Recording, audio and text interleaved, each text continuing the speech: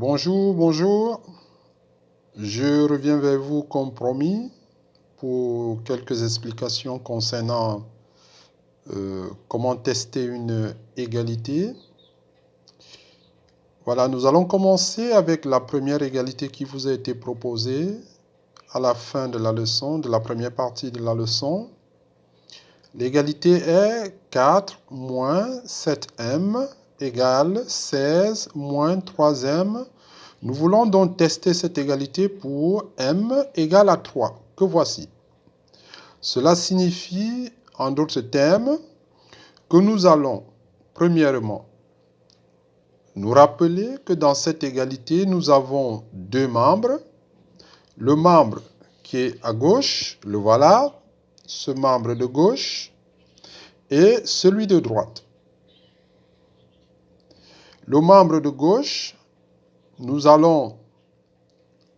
je vous propose par exemple de séparer votre feuille en deux. Alors, nous allons dans un premier temps travailler avec le membre de gauche, c'est-à-dire nous allons remplacer la valeur de m par 3. Nous allons donc nous rappeler de ce que nous avons vu dans la première partie du calcul littéral, que lorsque nous avons 7m, cela signifie en fait 7 multiplié par m. Nous allons donc reporter le 4 sans faire de changement et le signe moins. Alors ici, nous allons donc enlever, c'est-à-dire nous allons substituer ou remplacer le m par le 3. Rappelez-vous que nous voulons tester l'égalité pour m égale à 3. Ainsi donc, nous allons avoir 7 multiplié par 3.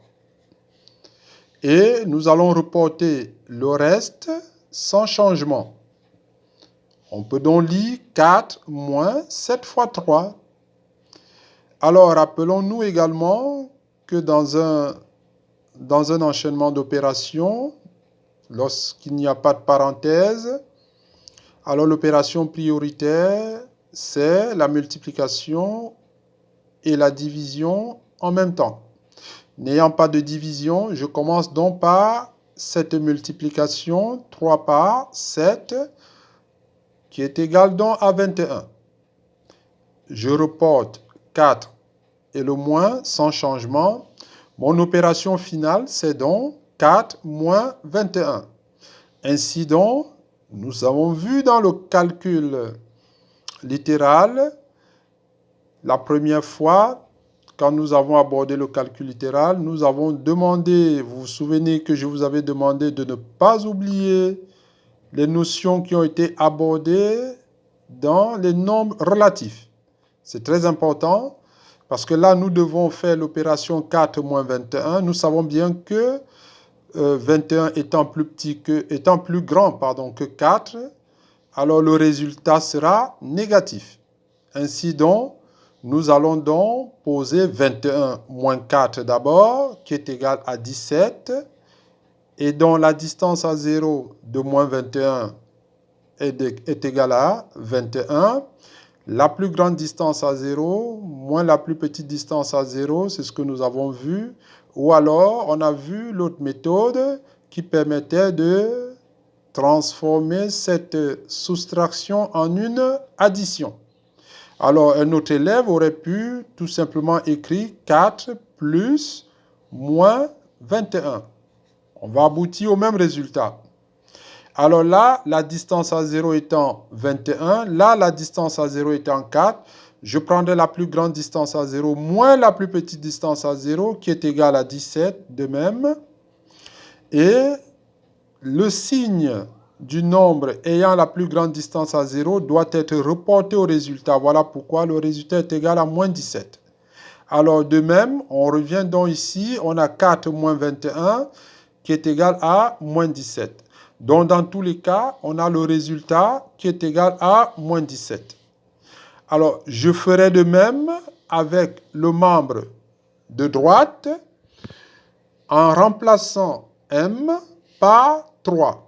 Tout simplement, en se rappelant évidemment que lorsque j'ai 3m, cela signifie 3 fois m. Ainsi donc, je peux écrire sans me tromper 3 fois 3 parce qu'on a demandé de tester l'égalité pour m égale à 3. Donc partout où je verrai m, je l'enlèverai et je remplacerai par 3. En respectant bien sûr tout ce que nous avons vu sur la première partie sur le calcul littéral, c'est-à-dire 3m égale à 3 fois m. Donc, la multiplication de 3 par 3 étant prioritaire, je vais donc effectuer cette multiplication dont le résultat est égal à 9. Ainsi donc, j'ai 16 moins 9 qui est égal à 7. Cette opération, elle est assez simple pour tout le monde, je suppose. Hein? Voilà. Donc, 16 moins 9 qui est égal à 7.